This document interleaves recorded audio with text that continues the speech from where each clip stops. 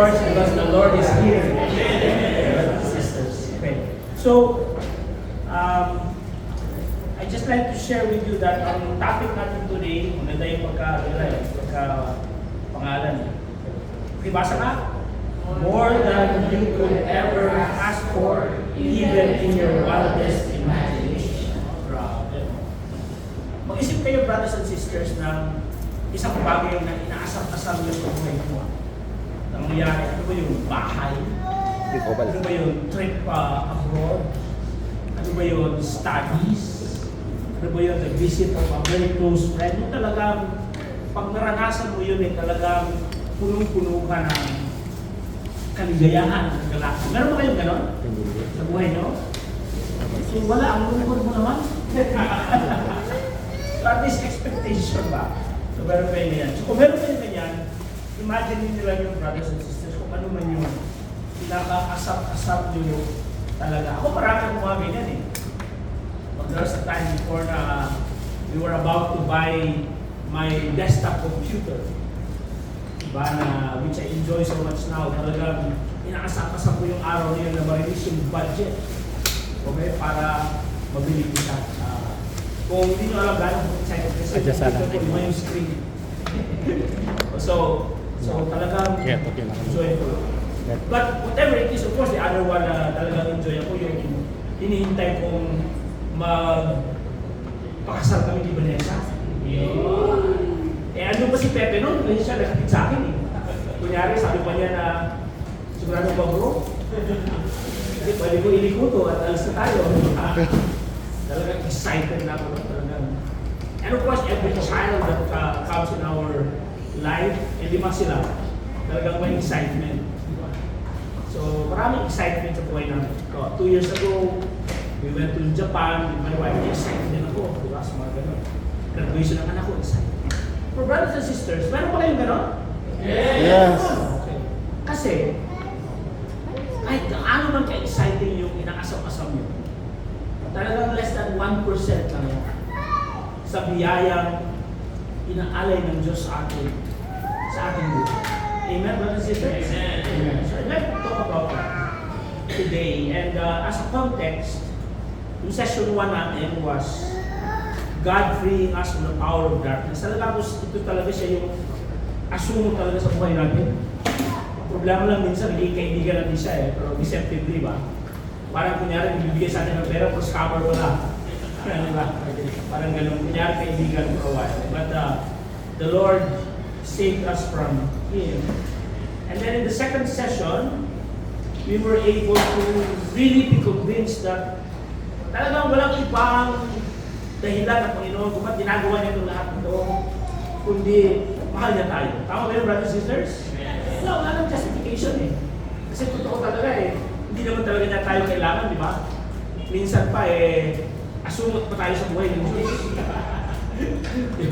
So, yung sabi niya na kung if you just misguide other people, itali mo na lang yung millstone around your neck, tapos tumalon ka na lang sa bangin, di ba? Para malulod ka. Minsan parang ganun tayo, rather than add to the glory of the kingdom of God, we subtract from it. Of course, hindi si Job. And then, we also learned, brothers and sisters, that if the Lord is with us, who can be against us, di ba? And the time lang when really maybe the enemy or Satan or challenges get the better of us is when we allow it and we do not claim the power of God over our lives. Okay? Talagang ang daming beses ko naranasan ko sa buhay na talagang muntik-muntik ka na. Diba? And talagang you can consider everything as loss. But then God sees us. Have you experienced that, brothers and sisters? Sa buhay nyo? Okay. Good. So that's God. God wants to give us new life in the Holy Spirit. That was the seminar 3 na sinero, napakagandang speaker. Diba? That time, okay? So, talagang ang ino-offer talaga ni Lord sa atin is a relationship. Naalala ko lang dati, brothers and sisters, na yung sa Bible, diba yung woman ng may hemorrhage. na talagang gusto niyang minimal involvement with Jesus. Gusto ko lang yung power, kung pwede lang. Basta mahawakan ko lang, makuha ko na yung lunas sa aking heritage. Pwede lang ako umalis. Diba? Para sa kanya, safe yun eh. I can be safe from Jesus. How can we ever be safe from Jesus? The moment we extract power from Him, mapapansin niya. At hindi niya tayo palampasin. At tulad ng babae talagang tinanong niya, sino ang gumalaw sa tassel ko? Hindi niya pinalampas. Sabi na nga ng mga disciple, hindi mo maraming gumalaw siya, dami tao. Hindi. Meron talaga. So, ganun kahalaga ang bawat isa sa atin sa Panginoon. Right? And it also links us, brothers and sisters, in the Christian community. Now, in the talks here in the inner shift, during this time, we are not really yet keen on inviting you to Koinonia. Ang pinakamahalaga at this time is na kayo ni Lord ganito. Okay? Kahit saan ko mapunta. Kasi malay mo, baka ibang tawag ni Lord sa'yo. Baka tinatawag kanyang madre. Pagtingin ko doon, hindi na tumingin sila ako. O single blessed. Or sa ibang community man. Hindi natin sakot yun. Ang mahalaga lang is that nabigyan namin kayo ng talagang pagkakataon na makilala si Lord. Okay? And this life that God is offering us, in order for us to receive this brothers and sisters, kailangan talaga na talikuran natin yung nakaraan natin na pumahadlang sa ating relationship kay Lord. Kung ano man yun. Okay? Kung gusto nyo banggitin yun sa mga kaibigan or some people here, go ahead. Kung gusto mong banggitin sa pare, go ahead. Basta ang mahalaga is, ma-recognize mo na mahalaga talaga yung U-turn. Lahat kami na andito na nakilala ang Panginoon na napamahal sa Kanya, we have to do our own U-turn. And by the way, maraming beses sa buhay namin, may iba-ibang U-turn yan. Okay? So, hindi lang yan isang beses na U-turn. Sabi kasi nila na, alam yung puso natin, hindi naman yan fixed point yung puso natin eh. Yung puso natin is bende namin eh. Ang daming pinupugterya, di ba? Kasi mahalaga that we constantly realign ourselves with the truth of God in our lives. Para we will know if am I already still too far away or am I close to God? That's why His Word, His truth, and the support of brothers and sisters is very important for us to live this life with Jesus. Diba? Kaya sabi nga natin, Jesus never called us to be Lone Ranger Christians. Okay, kahit si Lone Ranger, may tonto siya. So we need a change of direction to reorient our lives so that we can overcome whatever is holding us back from really receiving the fullness of God. Para bang sabihin ni Lord na, oh, meron akong ipapasa sa inyo, gold bars. Gold bars. Pero gusto saan tanggapin ko yung kamay mo puno ng crumbs of bread. Okay? At ayaw mo siya mawala. Kaya hindi mo matanggap.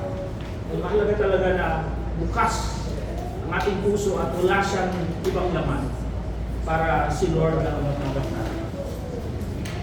And this involves, brothers and sisters, letting go of attitudes, habits, which really block our relationship with God.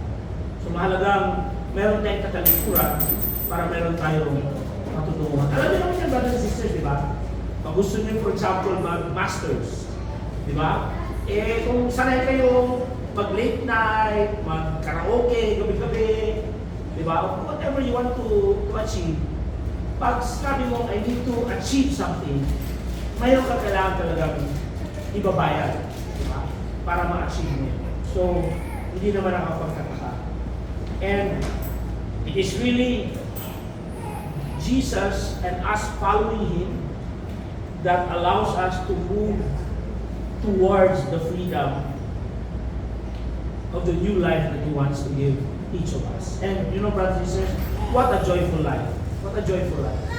Alam nyo na, kilala ko yung Panginoon, I think many of you know this. Since college pa, yung freshman pa ako. Diba? And talagang at that time, talagang Ayaw kong sumali sa prayer group kasi ano sila eh, mga praise the Lord sila eh. Diba? Medyo nakakahiya, diba? Meron pa akong image sa Pro Protect. Hindi ko alam ang image yun, basta meron akong image, diba? Parang associate sa kanila, diba? Kaya tuwing iniimbita nila ako sa, ang problema sa amin dati, ang prayer group, nasa dorm kung saan kami nakatira. Kaya mahirap pumakas. Diba? At yung mga nag-iimbita sa amin, nasa kabilang nasa kabilang rooms lang. Diba? Wala yung nag-iimbita dalaw. So, talaga naghahanap ko na dahilan kung paano ba ako makatakas dito. So, tuwing inimbita ako, kasi mahilig ko dati mag-jogging. 70 pounds ago, hindi ako mag-jogging. So, kasama nila, hindi, kailangan ko mag-jogging. So, literally, tinatakbuhan ko talaga yung prayer meeting. And while they're praying, I was running. And it took several months for me to do that. Pero, at the end of the day, it's really the discipleship with Jesus.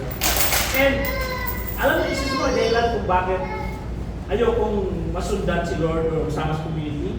Kasi yung impression ko kasi na to follow the Lord, parang I'm following a slave master. Diba? Parang yung mga taskmaster pala na pinapahirapan ang buhay ko ba. At that time, halaga sa akin yung freedom. Kasi paglipat ko sa college, the first time in my life, brothers and sisters, dito ako sa Manila nag-aral. Galing ko kaya ni Or, the first time in my life, pag-isip ko sa umaga, wala na yung nanay ko. Wala yung tatay ko. Wala na magsabi sa akin na gumising umaga, magpakain ng aso, magdilim ng halaman, wala na. At sa akin, freedom! Di ba? Nagkakaroon pa ako ng mga barkada dati na ang ginawa namin, kahit na gabi, umaalis kami. Para magkwentuhan lang doon sa Green Hills, meron doon parang internet Buddha. Di ba? Kwentuhan lang kami, tapos pag may disco, kahit may disco sa doon, lalabas pa rin kami para magkwentuhan. So talagang unbridled freedom. Uwi kami, 1:00 ng umaga, 6:00 ng umaga, gano'n ba? Kahit may pasok the next day, so talagang I enjoyed that freedom so much. And then, tatawagin mo na ako sa prayer group, di ba? Ano ba yan? So, this was my impression of the Lord. But the Lord does not want slaves. He wants the obedience of a son that loves the Father. Yung talagang may partnership, may pusa, may pakikiling at pagmamahal. At I was beginning to realize na ito pala hinahanap ni Lord sa akin. And I was not appreciating that at the time. He wants the obedience of a son that will really journey with him and follow him. Now, each of us, brothers and sisters, are invited to freely accept Jesus as our Lord. Alam mo talagang grabe yung freedom na binigay ni Lord sa akin. Hindi ko ma-imagine ako, many times, nag-reflect talaga ako sa prodigal son. Alam mo yung sabi ng anak ni younger son na, bigay mo na nga yung pamana sa akin. Lalo mo siya kahintay na mamamatay yung tatay niya, di ba? Para pwede na akong mabuhay na gamitin ang iyong flood control funds. Ang iyong resources, di ba? So, alam niyo naman ginawa yan, nag-strike. Pero ang naka-strike talaga sa akin is yung tatay, naghintay lang. Meron naman siyang resource na, di ba, maraming parents, gano'n, di ba, kung wala ka lang talagang susundan, di ba? Si Papa Blatter mo, di ba? Papa, yung hinahanap yung bata, merong alert, Amber Alert, di ba? Amber Alert. Siya talagang tinayaan lang, di ba? Dito sa part nila, bakit tinayaan lang? Di ba? Nagkahiram mo yung anak niya. Pero ganun kalaki ang respeto ng Panginoon sa ating kalayaan. Pero ganun din ang kanyang pag-aasam-asam na sana'y isang araw ay bumalik ka at maranasan mo ang pagmamahal na hindi mo nakita. Kasi ang problema nung second son kasi, parang ako, akala niya, yung bahay na marangya, preso. Diba? Gusto niya yung kalayaan na ako lang magpasya. Pero pala, nagkagulo-gulo ang buhay niya dahil hindi siya naniniwala sa matuwid na daan. So, ito brothers and sisters, fortunately, diba, and I hope we see it in this life, talagang requisite talaga ng pagkakilala sa Panginoon ang pagsunod sa Kanya, ang repentance. Okay, ang pagtalikod sa ating kasalanan. At itong repentance na ito, nagsisimula sa katapatan. Diba? Na hindi ka magkaroon ng ilusyon na okay lang ako, okay lang buhay ko, okay naman lahat kaya ko naman okay naman schedule ko, meron naman pera, di ba? Okay naman relationship, talagang kailangan suriin ang sarili. We have to look inside ourselves and say, Lord, where have I really fallen short of who you want me to be, that greatness? Diba? Parang di ba minsan we do some self-reflection na meron kang vision of your best self, tapos alam mong malayo ka pa doon. O nagbigay ka ng deadline pa sa sarili mo, but after the time comes, hindi mo pa rin nakakagawa. So that honesty to say, nagkulang ako. The admission that things in our lives are not doing well, and they need changing. Kasi kung wala tayong ganito na starting point, brothers and sisters, pag-aaksaya lang yung panahon dito. Diba? Kasi okay ka naman Diba? Kasi those who are doing well do not need a Savior. Only those who are sick. Si Jesus, He came for those who are lost. Kami yun. Kayo ba? Lost din ba kayo? Yes. Kasi kung lost din kayo, welcome to the club. Kung hindi, magtayo kayo ng kulto, baka sundan namin. Pangalawa, repentance involves talagang humility. Magtanggap talaga na, Lord, kailangan akong magbago. At ito pinakamahalaga, brothers and sisters. Hindi ko kaya, kung ako lang.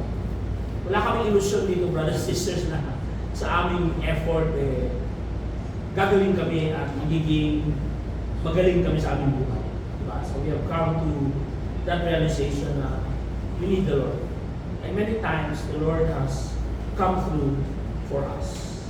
Ang third na requirement, brothers and sisters, from honesty and humility, kailangan, ano ba sa Tagalog? Pagsuway or to begin to let go. Kailangan talagang talikuran, ang pagkakamali. Okay? Kung ano man yung pagkakamali na na-recognize mo sa buhay mo, whatever it is that's keeping you from really experiencing God's love. Okay? And kailangan din ng kapatawaran. Sa Panginoon talaga tayo nagkasala. Sa Panginoon talaga tayo na binigyan tayo ng napakagandang buhay, napakagandang kakayahan, pero linustay natin.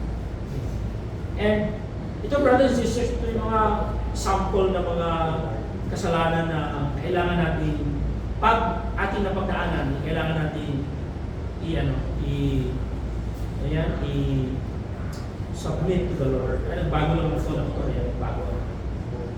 Sorry about that. So, okay ba? Gusto nyo bang i-point out sa akin saan ang favorite nyo? Just kidding. Seryoso naman kayo masyado. Okay. And if there's some of you who might have a serious sin, and by the way, this is not the Inquisition. So we're not here to say, oh, ano bang serious sin mo, Richelle? Hindi naman dito yan, di ba? O pwede naman compare kung ano ka-serious ang sin mo, baka mas-serious ang akin. Di ba? Wala. It's between you and the Lord. Okay? And so, that's the safety of you and the sin. Pag medyo seryoso, brothers and sisters, we would highly recommend that you avail of the grace of sacramental confession. But even if hindi naman seryoso, talagang maganda naman talaga ang grasya doon. Natanggapin. So we'd like to recommend for you to do that so that you can truly receive the gift of God's Holy Spirit. And the new life is offering to us. Okay? Okay ba so far, brothers and sisters? Okay ba? Alright? Faith means more than relying, okay, and on what God has said, but it's really claiming it as practical to us. As the book of Matthew says, we know that everything God said is true because He knows everything and does not lie. Okay? There's one thing we know about God, hindi siya sinungaling. Okay? At totoo ang kanyang buhay at kanyang alay sa atin. At dahil dito nagkakabiyaya ang buhay natin. Meron na itong parang konting analogy na ginagamit kami na tumingin tayo sa totoo, brothers, huwag sa ating damdamin lamang. Kasi minsan ang damdamin pag umiiral hindi na tayo na tutuwid, di ba? So, meron kami tinatawag sa aming field ng psychology na pag sobra mong binibigyan ng halagang emosyon mo, ang tawag dyan, cognitive distortion, emotionalizing. Tulad ng sinabi ng babaeng ito, I feel rotten, so I must be rotten. Therefore, dahil nararamdaman ko na ako ay nabubulok, talagang nabubulok ako. Alam natin na damdamin lang yan. Kaya tuwing panahon na tayo ay nahuhulog sa ganitong klaseng distortion at nagkaroon tayo ng mga pagduda sa pagmamahal ng Panginoon, kailangan na nating tingnan ang krus. Right? The cross, because that reminds us of the reality of the price that Jesus paid so that we can all be saved. And this is the challenge of our faith, brothers and sisters. In fact, maraming nagtatanong sa ating pananampalataya, totoo ba yan? Ito isang tanong mo. Sabi na, ito ba yung kasi mga 500 early disciples na naka-witness sa risen Christ Sabi na, in many of the writings, diba? Hindi ba nag-wishful thinking lang sila? Dahil talagang malungkot na sila, bigla silang tinatawag na nag-mass hallucinate sila. At talagang na-imagine lang nila na, hay, nabuhay siya ulit. Kung sa totoo pala, hindi naman. Baka naman nag-mass hallucinate. So, nag-research ako dito. At dito ko nalaman na sabi ng ng psychology, i-confirm to ni Master Mistress Remy, the claim of group appearances like to the 12 or 500 is difficult to reconcile with the modern psychological understanding of hallucination. Mahirap sabihin na hallucination yun. Hindi katulad ng nangyari sa Fatima noong 1917, kung baga, alam mo, 70,000 people gathered kasi pinangakuan sila na ang araw ay sasayaw. Kaya para makita nila yung spectacle na yun. At dahil doon, ang dami na sa mga nakita na sumayaw ang araw. Ang problema lang, iba-iba ang account. Yung iba pakaliwa ka, yung iba pakanan. Yung iba malaki, yung iba maliit. So, iba-iba yung account. Kaya yung conclusion ng psychologist is, you cannot have any reliable way to say that they have actually experienced it.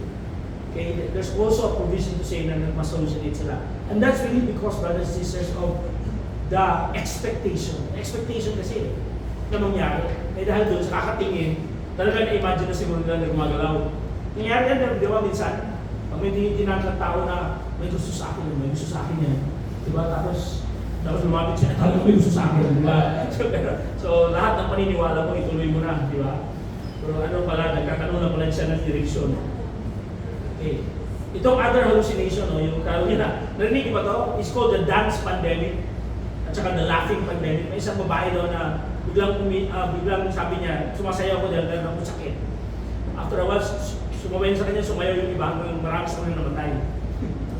And they found out that hallucination is, wala namang virus, wala namang bacteria, nag-attack sa kanila. So talagang hallucination na. Ang pagkakaiba sa ganitong klase mga hallucination, na may wild expectation na hinihintay mo, kaya after a while it becomes real in your mind. Baliktad sa mga disciples. Many of them who were about to experience or encounter the Lord, they were not expecting. In fact, they were dejected, they were hopeless, they were confused, and they were scared for their lives. In fact, the moment many of them experienced the Lord, ang first response nila is, hindi sila magpaniwala, di ba? Kaya tingin nila baka ghost ito, or just another guy, di ba? Or maybe just a gardener, di ba? Ganon. Wala silang expectation. So, kahit si Doubting Thomas, di ba? Nandiyan na sa harap niya, di ba? Talaga, hindi pa rin siya makuna. Akala niya, kahit ano nung guni-guni lang yan. So, that's the difference. They were not expecting. Ito pa, brothers and sisters, bakit nila ipaglalaban si Lord? Ano ba ang makukuha nilang reward dito sa buhay? Iba-iba ang experience nilang pakilala kay Lord. Walang contact, hindi sila nag-cellphone na, ito yung common experience natin. Pero pag nag-share sila about the experience of the Lord, ang lungkot, ang nahinat na nila, almost 100% of them, okay? Pinatay. Okay? Pinersecute. Pinarusahan. Sinunog sa stake. Pinakain sa leon. Diba? Binato. Hanggang mamatay at pinako sa krus. Diba? So talagang wala kang makukuhang worldly reward. Takot may paglalaban kung yun lang ang aabuti ng buhay mo. Except kung ang karanasan talaga ay totoo. At dito, brother and sister, sabihin ko sa inyo, umaga, habang nag-reflect ko dito. Alam nyo kasi hindi ako iyakin eh, kasi ano ako eh, macho ako eh. Pero siguro, ito yung problema ko dahil kung pinakasal mo si Vanessa, iyakin ko eh. So talagang habulo kanina. Yan talaga naiyak sa ito, ganun talaga katindi yung pamahal ni Lord sa atin. Na, at saka ganun kalaki na kanilang conviction na experience kay Lord na hindi nila makakawalan kahit kainin pa sila ng leon. Okay? So, that's a costly price they have to pay, brothers and sisters.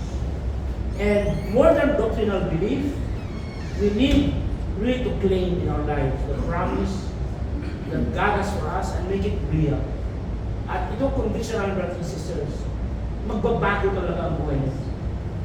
Hindi naman siguro kaagad. Okay? Hindi naman siguro sa umaga, baka sa hapon. Okay? Or even in the days to come, may kita mo dahan-dahan. Andiyan pa rin yung problema, andiyan pa rin yung mga asunod sa buhay mo. Diba? Pero medyo nag-iiba na ang pananaw mo. Medyo meron ka ng compassion. Meron ka ng pagkiling sa kanilang pangailangan. Diba? At this is one of the most freeing gifts that I received. That when I got to know the Lord, it changed my entire perspective of my relationships and my life. At dati kasi ambisyon lang, di ba? Ambisyon lang talaga sa buhay. Pero after a while, pag ipasa, ibayan mo na kay Lord, napaka-gaan ang buhay at napaka-mapayapa. Di ba? Kasi kami ni Vanessa, for example, hindi naman kami magaling sa pera eh. Di ba? Yun, isa sa mga challenges talaga namin dati kasi teacher ako, di ba? Tapos siya, wala naman siyang hilig sa ganyan. So talagang wala. So, palagi kaming may challenge sa pera. Isang anak, dalawang anak, tatlong anak, apat anak, limang anak. Can you imagine? Di ba? Lahat pa pumat. Hindi ko alam ba't yung mga pinili ng mga eskwelahan. Di ba? Yung mga ganun. So, pero at one time, kasi sabi nila, ang pera daw is number 2 reason daw kung bakit naghiwalay ang or trouble of marriage. So one time, nag-usap ko niya sabi ko, Vanessa, naniwala ko sa Panginoon, di ba? Sabi niya, pwede ko na yung mag-desisyon. Sabi ko, isn't that from here on, hindi natin mag-awayan yung pera. Kahit anong mangyari. Kaya hindi na natin problemahin. Okay? So, awayan natin kayo. Okay? Hindi naman ako nabigyan ng bagong post as secretary to DPWH. Hindi naman. Wala kasi namin. Every single day. The Lord just provides for us. We just said it's not a problem for us. Okay, let them come and collect. And we'll pay when we can. Okay? So that gave us so much freedom. At to this day, hindi ko maalala the last time nag-away kami sa pera. Okay? Awa ng Diyos. Diba? Because we believe so much in God's provision. Okay? And the book of Joel, brothers and sisters, ito yung mga indicators ng Holy Spirit. Pakibasa together, 1, 2, 3, go. I will pour out my spirit on all people. Your sons and daughters will prophesy. Your old men will dream dreams. Your young men will see visions. Kaya hindi makakalitali si Pepe. Kasi, as he gets wiser, in his life, magkakaroon pa rin siya ng dreams. Diba? And goals, diba? Seryoso si Pepe sa thousands upon thousands eh. Diba? What the Lord will give to us. Diba? Kaya, because this is the Lord. He will pour this and alam mo na, nakita namin ito sa ligaya ng Panginoon sa Manila. 40 lang sila nagsimula sa ligaya. Okay? Ngayon, 4,000 yung members nila. Not to mention that they also set up couples for Christ, BCBP, Lincoln, CYA, and helped the Feast of Bowl to grow and created communities in many countries outside. So, talagang, hindi si Lord kasi eh. Na nakita ko doon ang paniniwala talaga ng ligaya, kasi hindi naman talaga kami eh. Ano ba alam namin? Nakikinig lang kami sa sinasabi ni Lord. Tapos kung sinabi niya, then nakapatotoo, eventually. Di ba? So, yun, we will claim the promise of the Lord. Ito, brothers, gusto ko talaga ito, sisters. Basahin natin, 1, 2, 3 go. I will give you a new heart, and I will put the Spirit in you. I will remove from you your heart of stone, and give you a heart of flesh. Grabe, ano? Talagang tatanggalin ni Lord. Alam mo, personal sa akin yung experience ito eh. Kasi, meron kasi kaming process sa aming coaching where if a person has difficulty relating with others, tatanong ko sa kanya, saan mo nararamdaman yung pasakit para sa'yo? Madalas marami siya na, sabi na dito. At tinatanong ko sila, ito wala itong ano, dito religious ha, these are corporate clients ha. Tinatanong ko, so, dito, saan? Sa loob ng balat ko sa labas? Sabi na medyo sa loob. Sabi ko, so, saan banda? Sabi niya, sa may puso. Tapos sabi ko, ano ang kanyang texture? Marami siya magsabi, bato. Anong kulay? Sabi sa kanila, gray or black. Interesting, you know? So, it's their experience na when they have difficulties with relationships, yung kanilang experience of it in their heart is itim. And madali para sa akin tulungan sila kasi alam natin na si Lord, babaguhin na naman niya yan eh. Kaagad kung gusto mo at kung tanggapin mo. Okay? Ang sarap. And ito, yung promise naman ni John sa nabaptize na, okay, ngayon, meron akong, I can baptize you with water, but may darating. At pagdating niya, He will baptize you with the Holy Spirit and fire.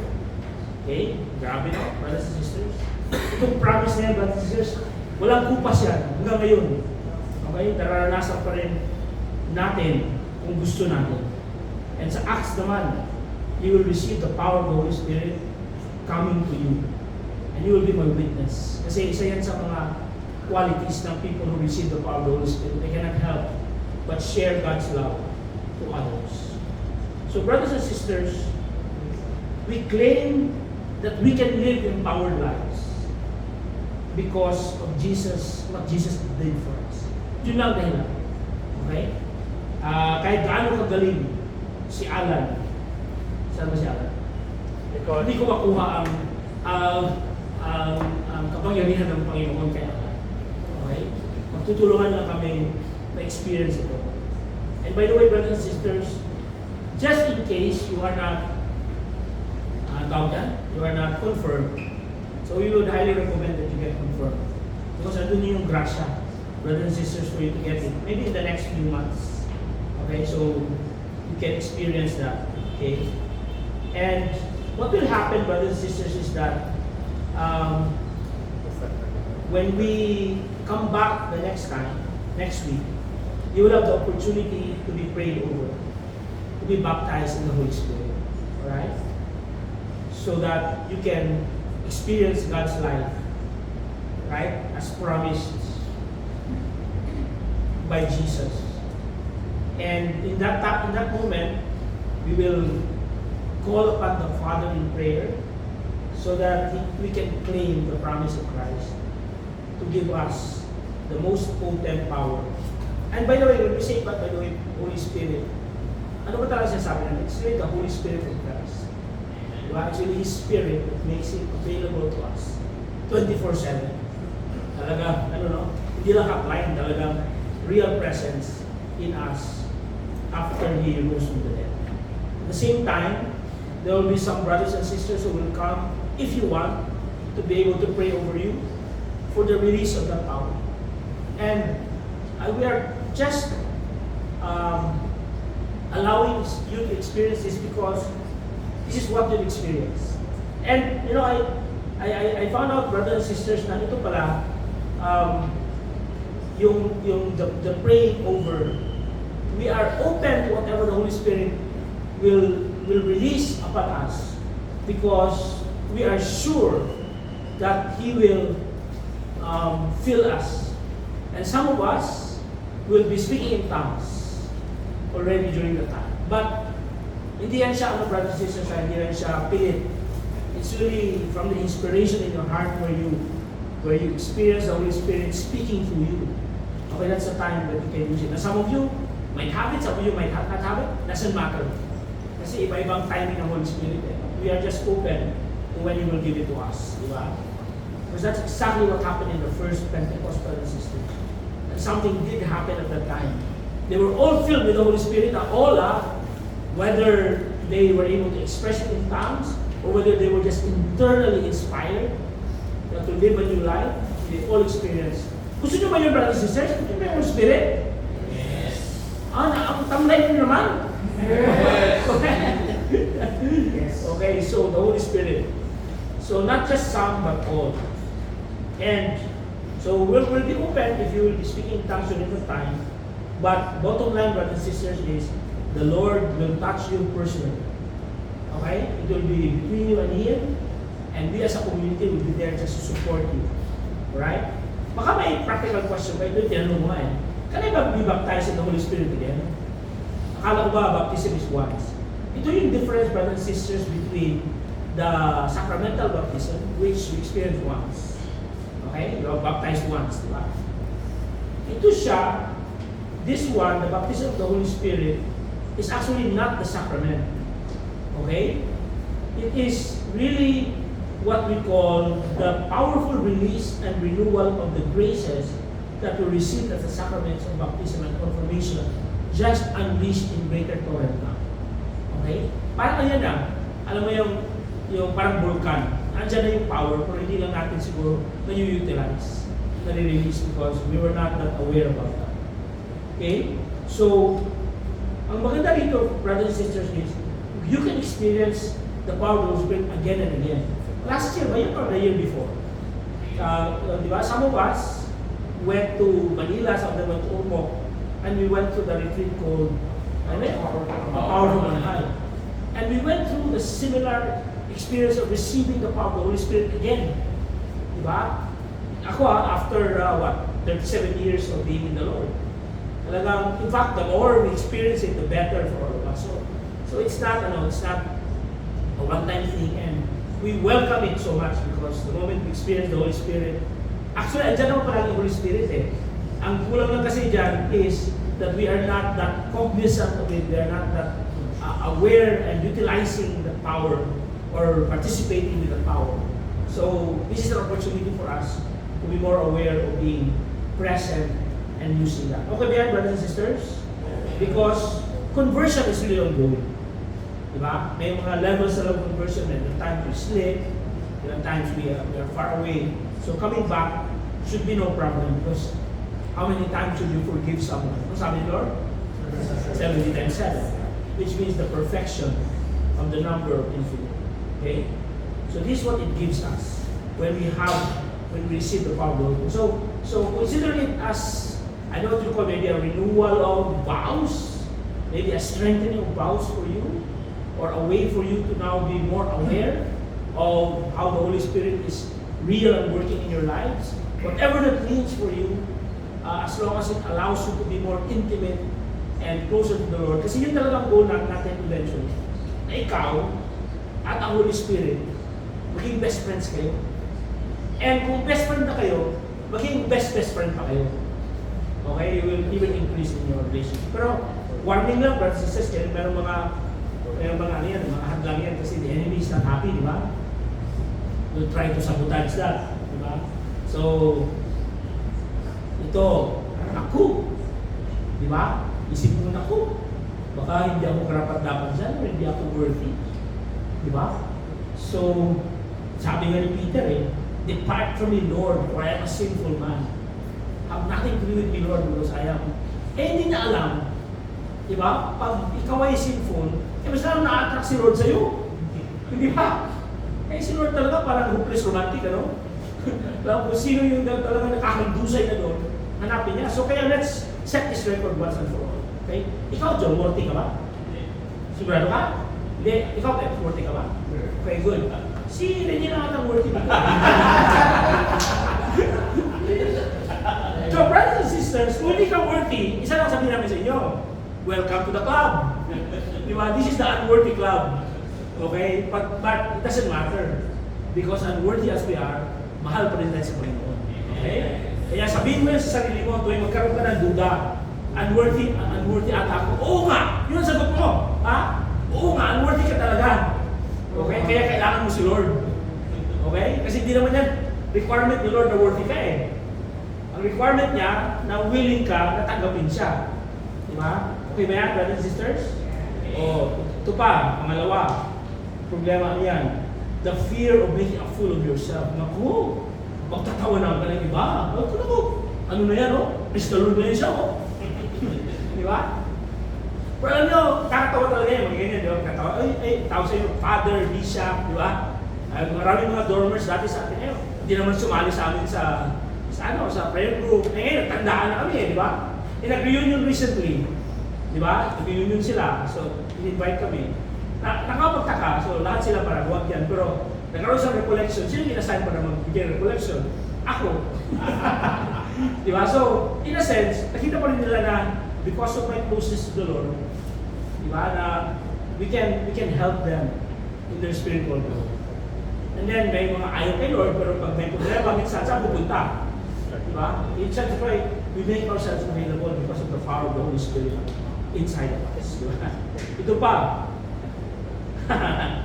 takot na baka masaliban ako ng Espiritu Santo. Di ba? At baka masira na yung buhay ko.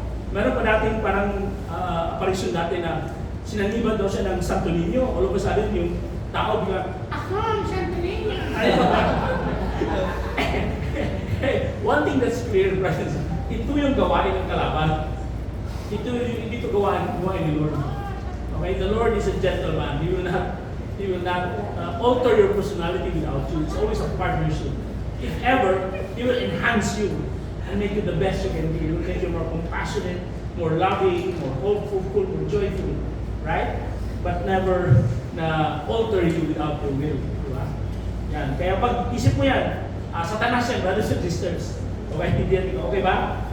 Minsan pag nag-traffic po tayo na, naku, baka may kailangan akong talikuran ng mga gusto ko, di ba? Ibig sabihin, kasi dati gusto ko na habang nagdadasal sila, nagbibilihan ako eh.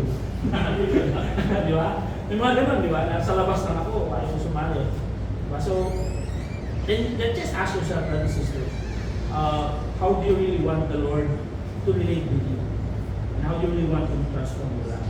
May iba din na natakot na, naku, baka sisiraan ko na, tinan mo ito, nag-prayer meeting siya, pero sa labas, yung pinamag-ibigan ng inuman.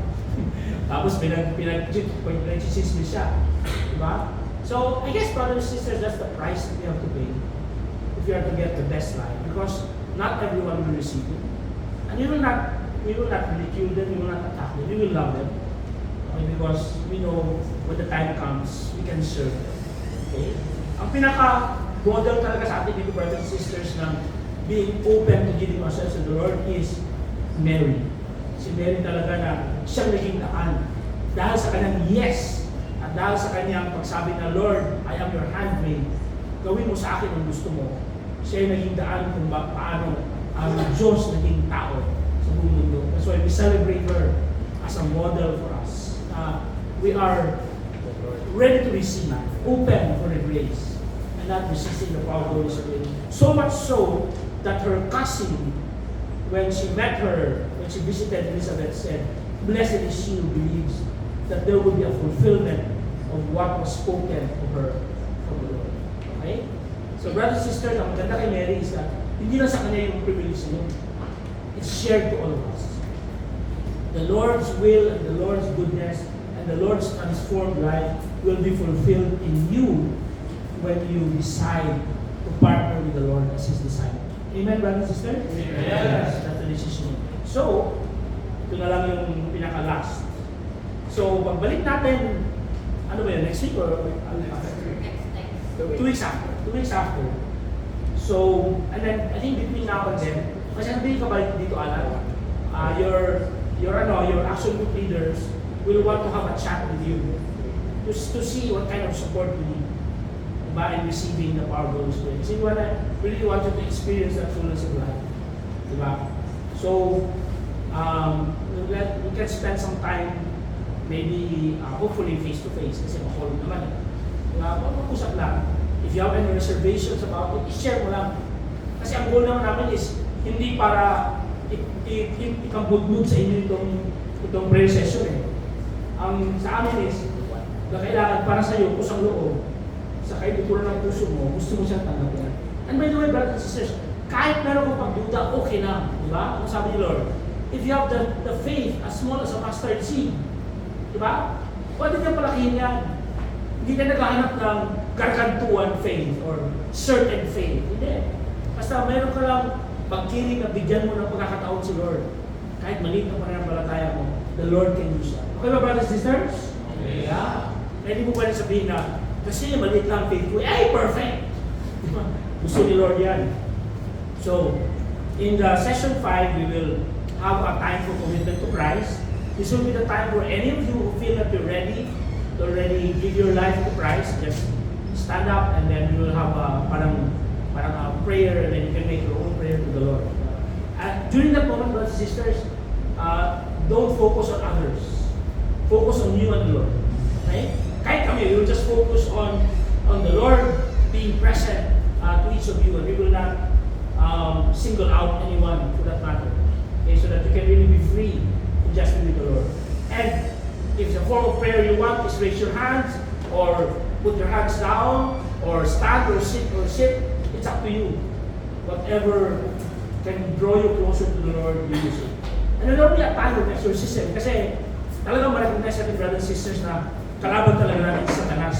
Agree ba kayo, brothers and sisters? Alam niyo itong systemic na corruption dito sa Pinas natin, nakita ko talaga na there might be an even more sinister hand at work. Okay, kung bakit talagang parang in-orchestrate na talagang mag-lose tayo ng pera at nahirapan sa mga Pinoy, mga Pilipino, di ba? So we believe that evil is systemic and also very personal, and we'd like to make sure that the Lord takes care of that. Okay? So we will have a time. Hindi naman ito exorcism na mag-aakyat kayo sa mga bubong, di ba? This is just a prayer, but this is for us to weed out and cast out the evil one so that we can purely be in Christ's presence. Okay ba yun? Yes. Then, there will be a time of laying of hands, especially when you express what are the things you need to be prayed for. A brother or two will come and minister to you. Right? So, ganun lang kasimple, brothers and sisters. Hindi naman siya grandiose. It's really a time for us to just be with the Lord and closer to the Lord. Okay ba yun? Okay, great. Great. So, mag-discuss ba tayo? After this? After the talk. Sige. I-share niya. Ipakita ko na lang ito later on. Okay, so kayo dito muna. So, yun, brothers and sisters. I really pray that you will all predispose yourself to having more of the Lord in your life. This is the riches that we pay nothing for. Yeah, and everything we owe to God, and hindi niya ipagkakait sa atin. Okay, the only side effect of this is that we really experience the fullness of freedom and joy and peace and love that can only come from the love of the Lord. And that's one thing we'd like to share with you and fellowship with you on. Amen. Brothers and sisters. Amen. Okay, thank you, Brother Adam, for serving the Lord by giving the talk. And kanina, medyo naano lang ako doon sa saints, no? Ako, extra rice ba yan? Buti na extra marital pala. So, brothers and sisters, at this point, we will be calling on a sister.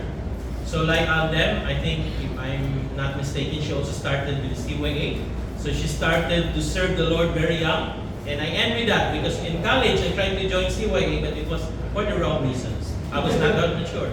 So she is a senior woman leader, and she is very inspiring, and she is a woman of wisdom who really contributes a lot to building our community. So I'd like to call on our sister Renee.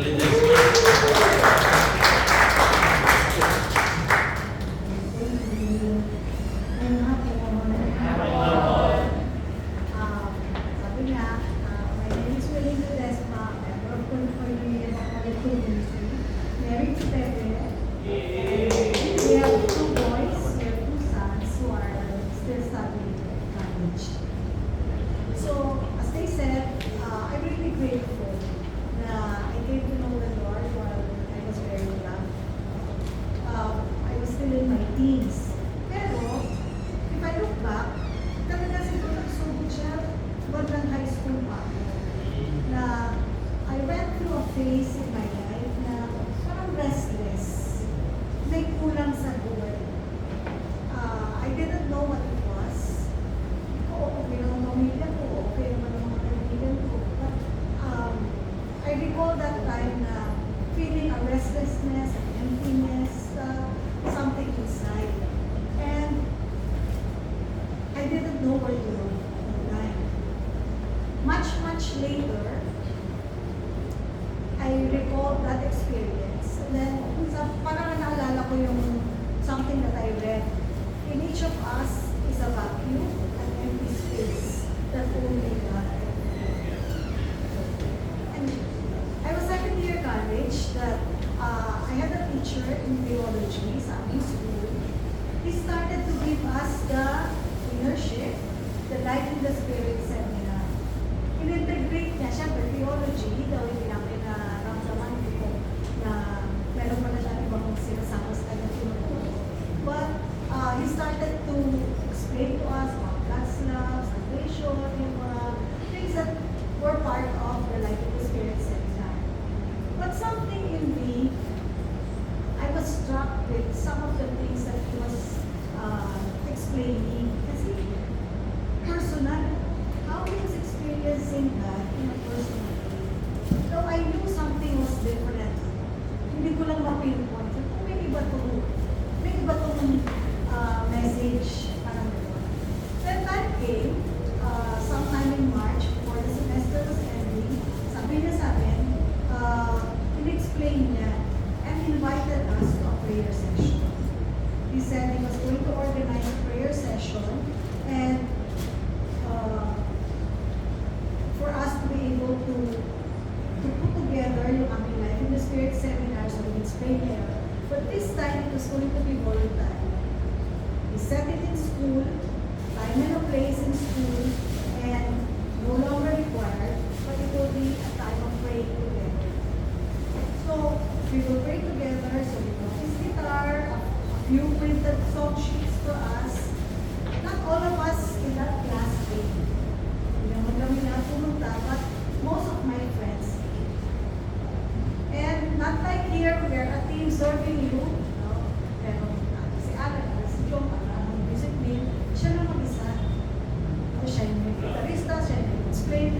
And he really, looking back now, he responded in faith. He believed that it was God asking him to give our class the Life in the Spirit seminar. So, he gave us instructions. Ara na, the day came, he was giving us instructions on what to do. He taught us the song. Tapos, he encouraged us to pray out loud. Talking to God as if he was right in front of us. And we were just following the instructions. And the first instruction was to thank God. Pasalamatan ng Panginoon. And as I was saying my own prayers, thanking God, daw hindi maubos yung aking masasalamat. Ang dami kong gusto mong pasalamatan sa Panginoon.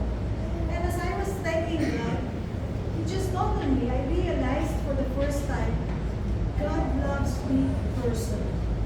Ako, individually. He has loved me through my family, through the people that He has brought into my life. Yes. I was so struck that God loves me as a father. He is my father. He has provided for me, He has cared for me, and siguro, things I have taken for granted, God loves me through the gift of education, studying in private schools, the gift of good health,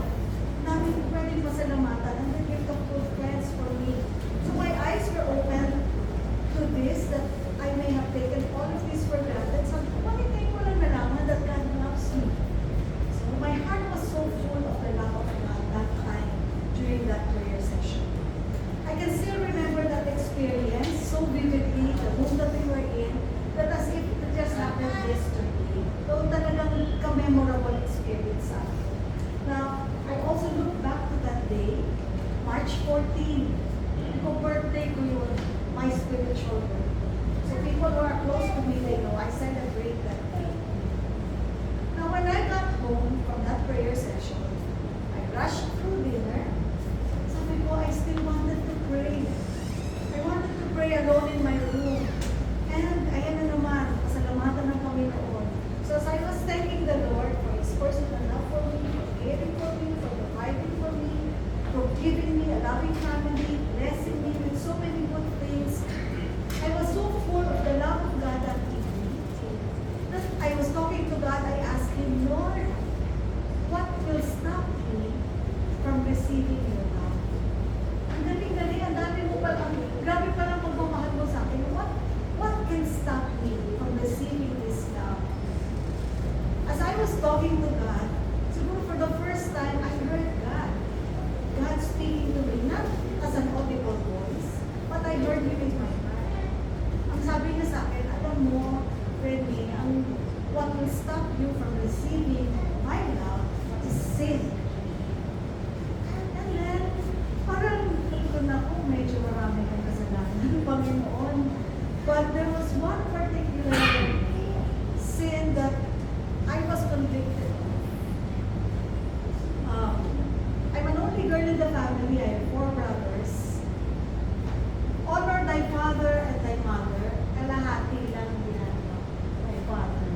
But medyo, siguro when I became a teenager, somewhere there along the way, I started to rebel. Ang dami namin mga pinag-aawayan ng nanay ko. And I was disrespectful. I was disobedient. Yun yung parang kinukonvict sa akin ng Panginoon. As I was faced with that, sabi ko, no, it should not block me. Sins should not block me from receiving your love. Then, nahiya ako sa Panginoon dahil totoo. So I made a resolve, I asked forgiveness from God, and then I said, I want to go to confession in the next few days. But I also had to do something with regards to my relationship with my mother. I recognize it, in all honesty, na kung ganun talaga ako mag-relate sa kanya. So, maybe we were so alike, masyado pa kami parehas, masyado pa kami magkaiba, but still, sana, it's something that has been going on for some time, and it's not right. So, what changes started to happen in my life? The one, I wanted to set right my relationship with my mother. Ito naman siya instant. It was something that now I was aware that I wanted to change. The next thing that change happened, medyo happy-go-lucky kasi ako sa student.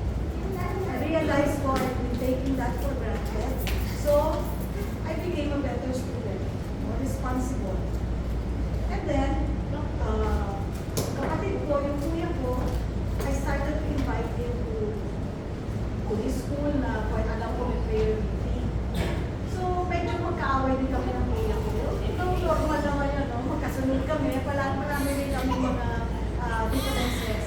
Tapos, I overheard him say to a close friend, umattend siya. Sabi niya, umattend ko kasi yung kapatid ko nagbago. Masungit kasi ko eh. Sabi niya, may mga changes sa kapatid ko na maganda. So siguro maganda yung pinupuntahan niya.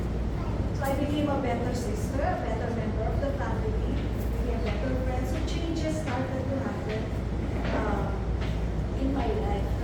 Immediately, almost immediately, 2 of my brothers, yung panganay, yung pangalawa, ay pangatlo, they started to join me in the prayer meetings in the school that they were attending. So,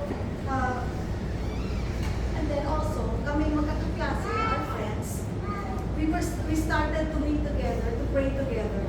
Hindi namin alam, prayer meeting na pala yung ginagawa namin.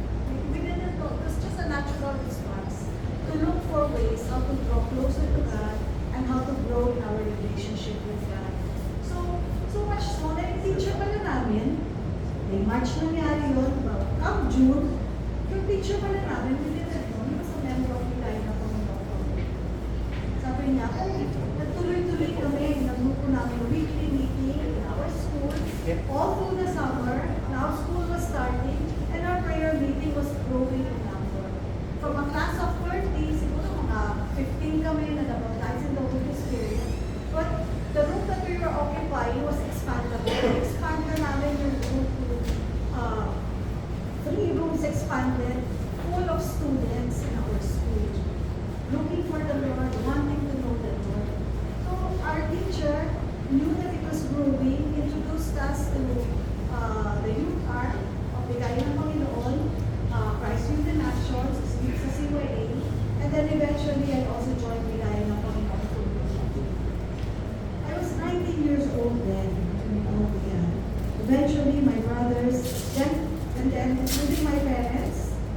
joined us in bigay ng congregation. In that Friday afternoon prayer session, we came before God our Father to give us His Holy Spirit, to receive His Holy Spirit.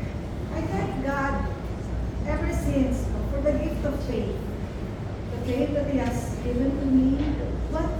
What happened to me after receiving the Holy Spirit was a renewal of my faith, a reawakening of my faith, a deepening of my faith. That hopefully that all of us are being invited to join. There is one scripture verse I want to end this short sharing with, from Luke 11, verses 9 to 13. It says, "Ask and you shall receive, seek and you shall find, knock and the door will be opened. For whoever asks, receives. Whoever seeks, finds. Whoever knocks will be admitted." So, what father among you will give his son a snake if he asks for a fish? Or give him a scorpion if he asks for an egg? If you, with all your sins, know how to give your children good things, so much more will the Heavenly Father give us His Holy Spirit to those of us who are seeking